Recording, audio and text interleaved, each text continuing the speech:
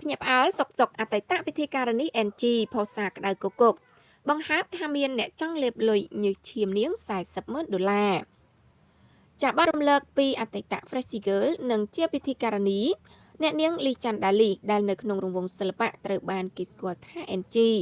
គឺមានមហាជនជាច្រើនច្បាស់ជានៅចាំអ្នកនាងច្បាស់ខណៈអ្នកនាងត្រូវបានគេស្គាល់ថាជាអតីតពិធីការនីដ៏មានប្រជាប្រិយភាពមួយរូបចាប់បន្ទាប់ពីរៀបការកាលពីអំឡុងឆ្នាំ2013អ្នកនាង NG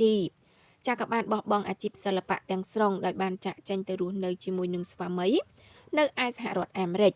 និងសាងសុភមង្គលទទួលបានចំណងដៃកូនប្រុសស្រីចំនួន2នាក់ចាបើទោះជាបោះបង់អាជីពសិល្បៈនិងបានចាក់ចេញពីប្រទេសកម្ពុជាក្តី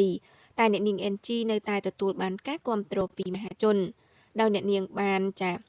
ធ្វើការឡាយលក់សម្លៀកបំពាក់កាបូបនាឡិកានិងរបស់តុបតែងខ្លួនពីក្រៅប្រទេសមកចាបន្ថែមពីនោះក្រៅពីលក់អនឡាញពីសហរដ្ឋអាមេរិកអ្នកនាង NG ក៏មានហាងលក់សម្លៀកបំពាក់និងក្រុមហ៊ុនលក់ផលិតផលថែសម្រស់នៅក្នុងប្រទេសកម្ពុជាដែលធ្វើឲ្យអតីតពិធីការនីខាងលើចេញចូលស្រុកកំណាត់ជាញឹកញាប់ចាក្រោយពីចេញចូលញឹកញាប់មើលការខុសត្រូវហាងនិងក្រុមហ៊ុននោះកាលពីអំឡុងឆ្នាំ2025កន្លងទៅ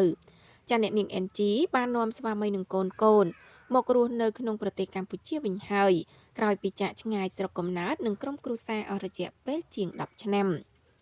ចាយ៉ាងណាមិញកាលពីថ្ងៃទី21ខែមេសាឆ្នាំ